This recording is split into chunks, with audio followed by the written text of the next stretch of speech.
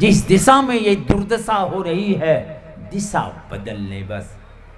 अंगुली माल और रत्नाकर से आगे हैं आप क्या? आगे हैं क्या?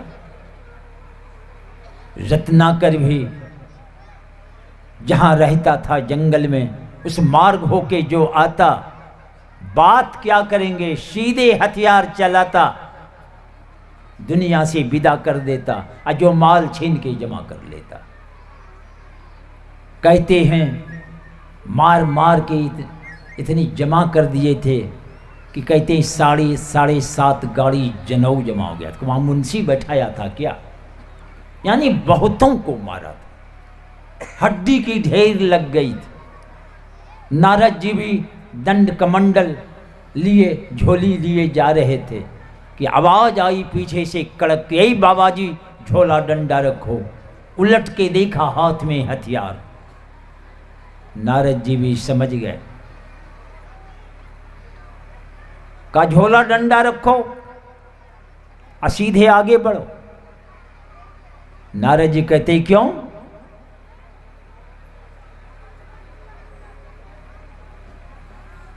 कहते चुपचाप झोला डंडा रखो, और नहीं तो बगल में देख लो, देखा हड्डी की ढेर लगी हुई, का उसी में जमा कर देंगे। नारद जी भी कम नहीं। नारद जी कहते इस तरह कत्लेआम करके, लूटपाट करके परिवार का भरण पोषण चलाते हो, क्या इस पाप के भागीदार बनेंगे परिवार के लोग? कहा क्यों नहीं? कहा जाके पूछो तो। कहा बाबा जी बड़ा होशियार मालूम पड़ते हो, हम जाए पूछने, तुम इधर 9-2-11 गाछ में बांध दिया। तब गए पूछने, एक एक करके पूछा, कोई तैयार नहीं हुआ। माता पिता वृद्ध हो गए थे। माता पिता कहते हैं तुमको पोस पाल की जबान कर दिया हूं, अब तुम्हारा फर्ज है, तुम कैसे लाते नहीं लाते तुम जानो। बड़ा धक्का लगा। सीधे वहां से आए, चरण पकड़ लेते हैं नारद जी के। नारद जी बाह पकड़ के बड़े प्रेम से सीने में लगाए और उनको समझाए, बात समझ में आई। इतनी बात वे कभी करते नहीं थे। भाई भक्ति की पहली सीढ़ी संतों का संग, और संत दरस जिमी पातक टरई।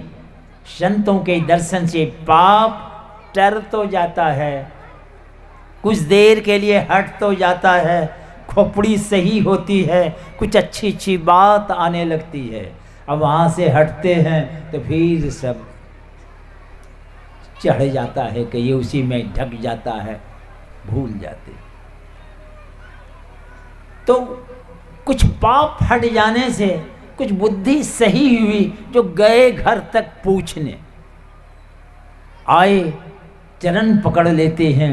नारद जी बड़े प्रेम से समझाए, बात समझ में आई। क्या हुआ?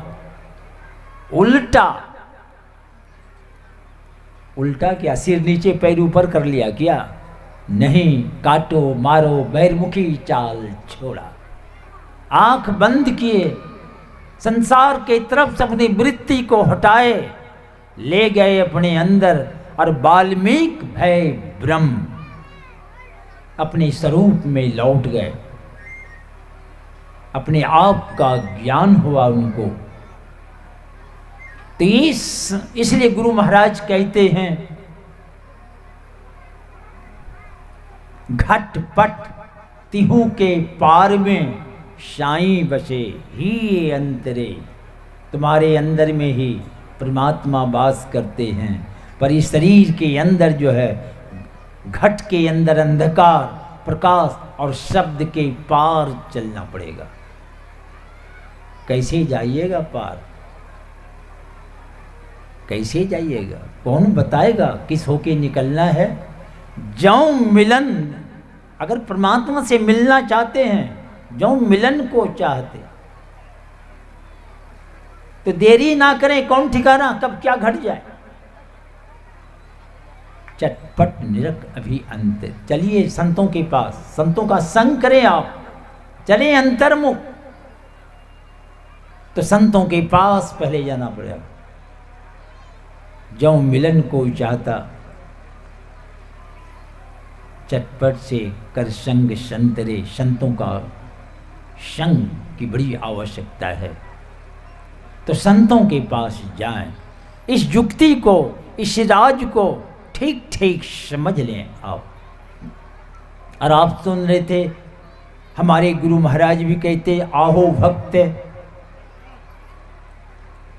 सर्वेश्वर तो सर्वमय हो, सब महा भरपूर, किसी में 50 ग्राम, किसी में 100 ग्राम नहीं, जितना है पात्र भरिए दिया है।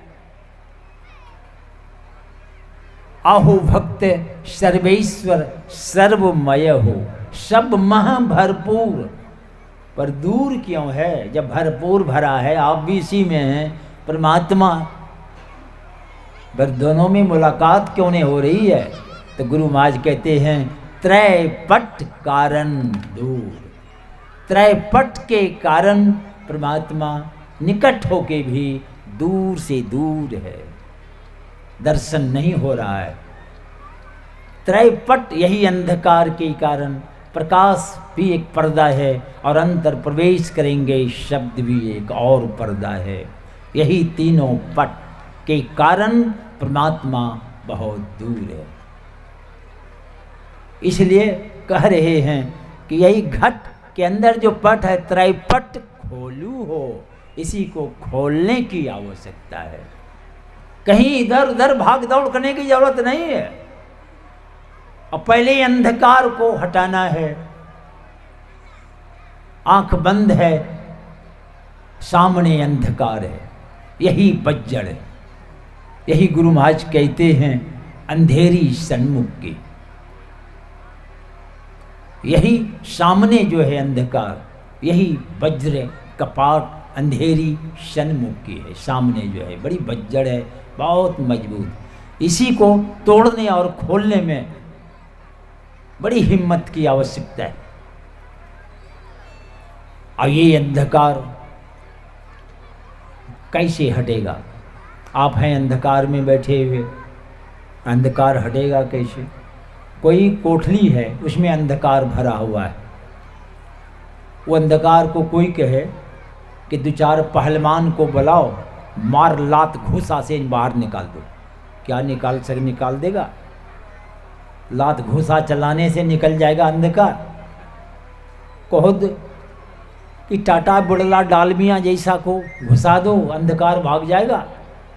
खूब भाषण करो, अंधकार भागेगा? नहीं, तब कैसे भागेगा?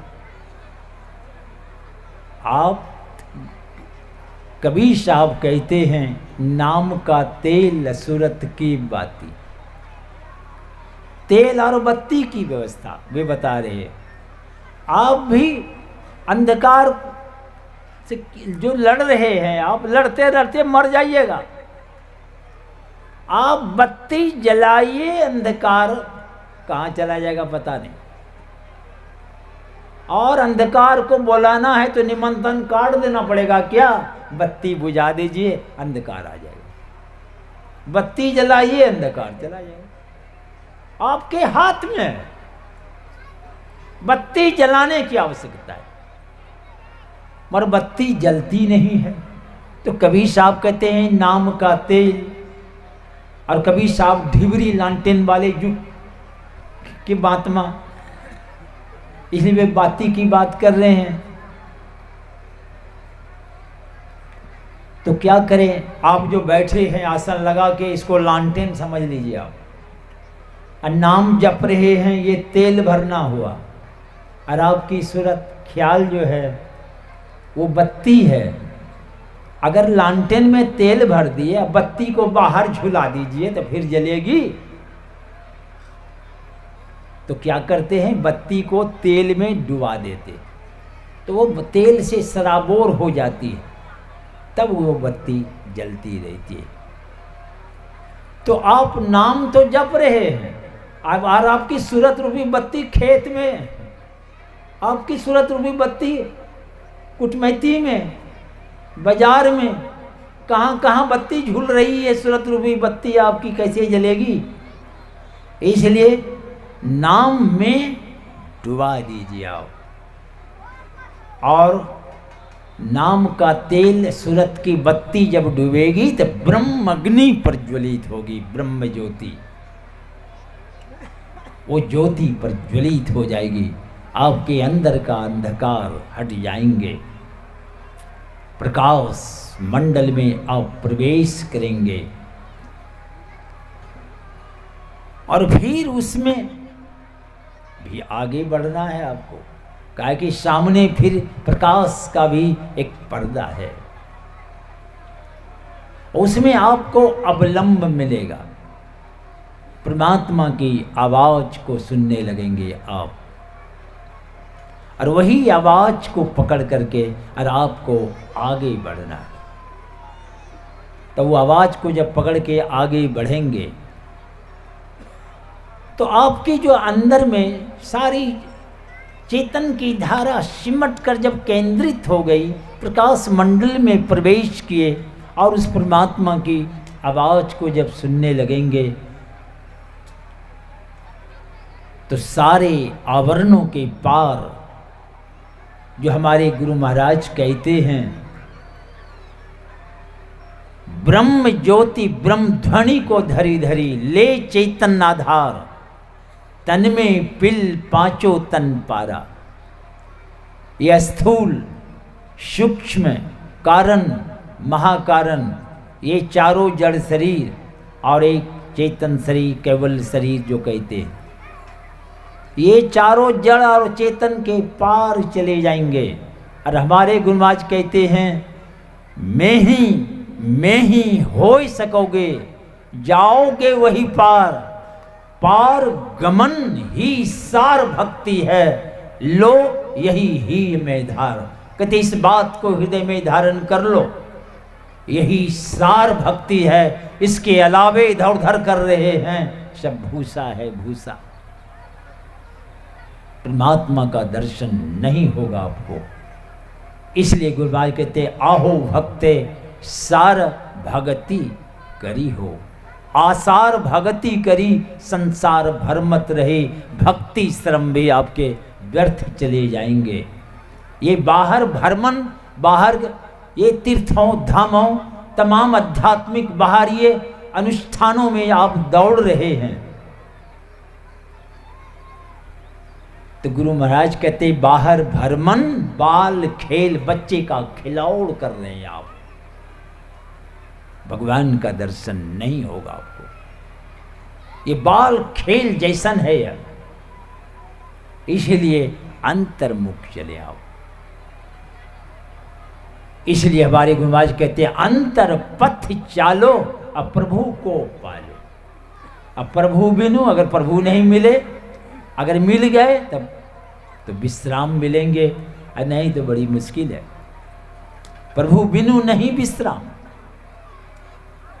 तो अंतर पथ आराम से बैठिए, संसार में नेकी के साथ रहें, नेकी की कमाई करें। कमाना बुरा नहीं है, खूब कमाइए, अच्छा घर कपड़ा भोजन सारी व्यवस्था करें आप।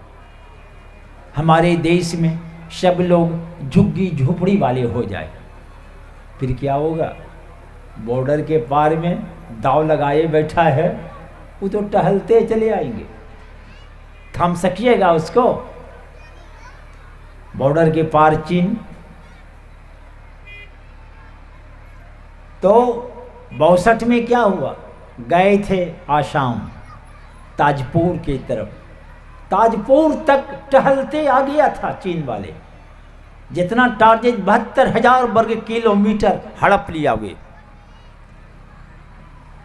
उस समय व्यवस्था की नहीं, नारा लगाए थे हिंदू चीन भाई भाई।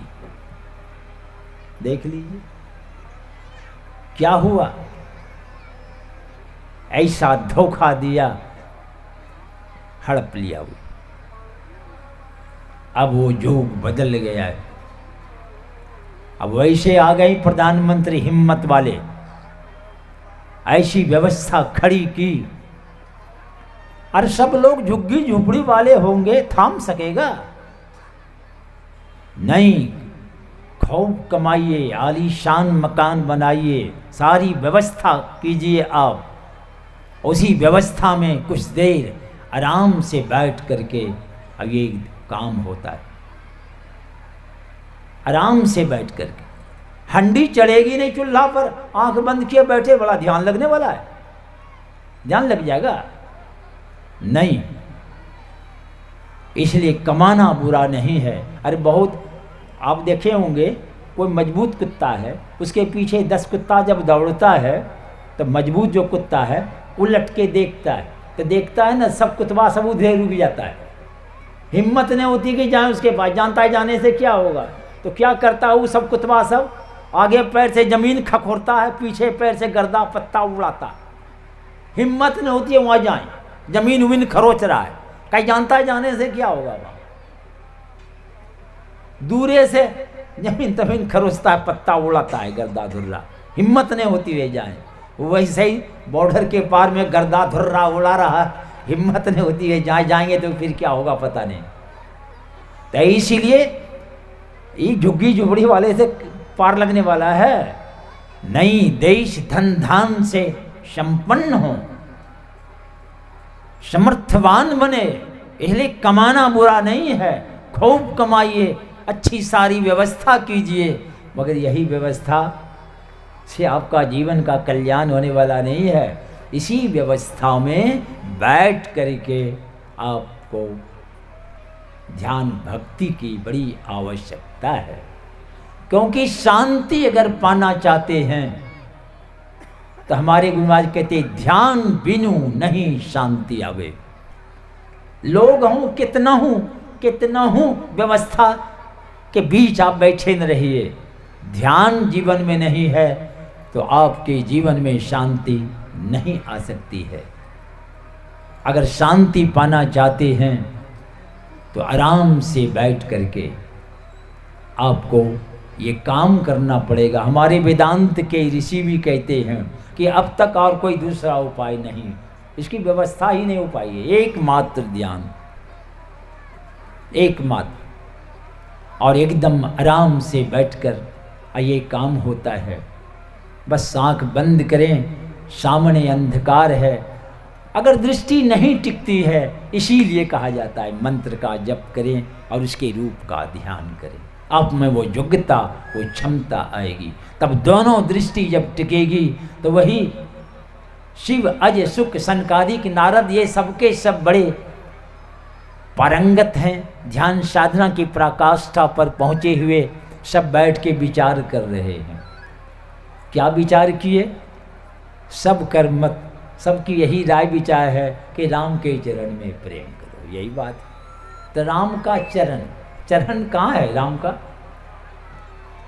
चरण, वही जब ध्यान में बैठेंगे दोनों दृष्टि एक होगी, चमचमाता हुआ प्रकाशमय वो बिंदु वही चरण है, उसी को पकड़ लीजिए आप, वही बिंदु चरण है। और हमारे गुरु महाराज कहते हैं वो क्या है? योग हृदय वृत्त केंद्र, केंद्र में बिंदु, बिंदु क्या है? सुख सिंधु की खिड़की है वो, जिस खिड़की होके, जिस झड़ोखा होके सुख के समुद्र में आप प्रवेश करेंगे, वहां तो आपको जाना है। उस सुख सिंधु की खिड़की पर एक बार आप जाएं और उस पार की व्यवस्था को झांक कर देख लीजिए। पसंद हो तो उतरिएगा, नहीं तो इस पार की व्यवस्था में रहिए। सब लोग है ये हैं और सब नाक धुन धुन के जी रहे हैं, सब नक धुन्ना हो गया है। तो एक बार उस झड़ोखा पर चले, उस पार की व्यवस्था को देख लें, देख लीजिए झांक करके, फिर कभी झक नहीं मारना पड़ेगा। जीवन आपका सार्थक और सफल होगा। अनैत इस पार की व्यवस्था में झक मार मार के लोग मर रहे हैं। इसीलिए यह मनुष्य का शरीर मिला है कि एक बार आओ उस झड़ोखा पर चले। यह तन कर फल विषय यन भाई, यह शरीर मिला है विषय भोग के लिए नहीं। आपके अंदर क्या नहीं है। संत कबीर साहब कहते हैं, नाम बिना बेकाम है 56 करोटी विलास, क्या इंद्रासन का बैठना, क्या बैकुंठ निवास। नाम बिना बेकाम है 56 करोटी, ये एक से एक वैरायटी खाने का जो है, सारी विलासता की व्यवस्था, क्या बैकुंठ क्या इंद्रासन, इनके सामने सब खत्म है। क्या है रस। तो मीराबाई कहती है, नाम रतन धन पायो। कैसा ये धन है, चोर भी ना ले जा सकेंगे, खर्चो नहीं। ऐसा कोई धन है निकाल के खर्चा कीजिए, घटेगा नहीं। और ये कह रही है क्या, दिन दिन बढ़त सब आयो, सबैया ये धन, ये संपत्ति बढ़ती चली जाती। वो नाम आपके अंदर है, और वो नाम जैसे दृष्टि एक होगी, चमचमाता हुआ प्रकाश में वो बिंदु, और वही बिंदु में आपको पता चलेगा। बिंदु में तहनाद बोले, रैन दिवस रात दिन हो ही रही है। आप जाएं तो, जैसे BBC लंदन रेडियो बजाते हैं और उसमें मीटर पर खड़ी करते हैं, तो BBC लंदन से जो खबर आ रही है उसको आप सुनते।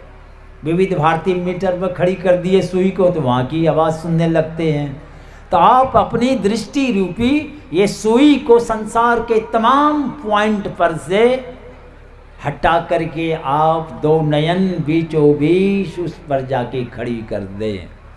परमात्मा के दरबार में कौन सी आवाज हो रही है, उस आवाज को आप सुनेंगे। उस आवाज, रेडियो बजाते हैं, जरा सा सुई मीटर पर खड़ी ना हो के जरा सा अगल बगल रहता है, तो देखें कि किस तरह की आवाज होती है, कचबच कचबच चों चों चों, इस तरह करने लग जाती है आवाज। वैसे आपकी दृष्टि सही मीटर पर खड़ी नहीं है, इसलिए कचबच कचबच माने ये सारी समस्या उपद्रव खड़ी होती है। और इसको ख़त्म करने के लिए पंचायत स्तर पर भी कचहरी है, जिला स्तर पर भी कोर्ट कचहरी है, फिर हाई कोर्ट भी देखते हैं, सुप्रीम कोर्ट, और सारे वर्ल्ड के यूनो में भी। तो ये जो कचहरी है, कच कच का हरण करने, हम लोग जन्मों जन्मों से कब से घूम रहे हैं इस सृष्टि में, कितना कर्म ऐसा बन गया है, उसी कच कच में कीड़ा मकोड़ा घोड़ा कुत्ता जोनियों में भटक रहे हैं। इसीलिए असली कचहरी जाएं, एक बार आप जाएं, दो नयन बीचों बीच उस मीटर पर खड़ी कर दें, सारे जन्मों जन्मों के कच कच का हरण हो जाएगा। असली कचहरी यहाँ है। सारे जन्मों का जो फाइल मैं देखा हूँ, दादा फाइल ढोते ढोते मर गया, बेटा ढो रहा है, पोता ढो रहा है, चल रहा है कचहरी। और आपके जन्मों जन्मों का फाइल जो है, गड़बड़ सड़बड़ अच्छा खराब कर्म जो किए हैं, जो कभी नरक कभी स्वर्ग में चक्कर मार रहे हैं, कीड़ा मकोड़ा तमाम घोड़ा जोनियों में भटक रहे हैं, आप जाएं, ये असली कचहरी। आपके सारे जन्मों जन्मों के कच कच का फाइल ही रिजेक्ट हो जाएगा एकदम, और आप स्वतंत्रता को प्राप्त करेंगे। आपके ऊपर किसी की हुकूमत नहीं होगी, आपका जीवन सार्थक सफल होगा। और यही काम करने में अगर बीचे में आपकी घंटी बज गई, मृत्यु हो गई, सब बेकार हो गया। नहीं, भगवान कृष्ण कहते हैं, नेहा भी कर्मणासो अस्ति प्रत्यवायो ना विद्यते स्वल्पमप्यस्य धर्मस्य त्रायते महतोभ्यात्। थोड़ी सी भक्ति, अधिक की बात नहीं करते भगवान कृष्ण, जिन्होंने शुभारंभ किया कर दिया है। अब यही संस्कार कहाँ ले जाएगा? भगवान कृष्ण कहते हैं, चिंता मत करो, अधोगति में जाने से बच जाओगे। अरे मनुष्य शरीर के अलावे किसी योनि में पहुंच जाना ही अधोगति है। इसलिए ये संस्कार बार बार मनुष्य शरीर में ले आएंगे, साधना में आगे बढ़ेंगे। वैसे भगवान कृष्ण कहते हैं, पहले स्वर्गलोक जाओगे, लौट के आओगे, श्रीमान कुल घर में जन्म होगा। दोनों हाथ में लड्डू है, मरने के बाद शोक आने के बाद तो साधना में बढ़ते हुए अंत में अनंत परमात्मा को प्राप्त करेंगे। हमारे तुलसी साहब कहते हैं, प्रभु का देश परम सुख पूरन, निर्भय सुनत संदेश का इस संदेश को सुन लो, निर्भयता को प्राप्त करोगे। निर्भय कौन होगा?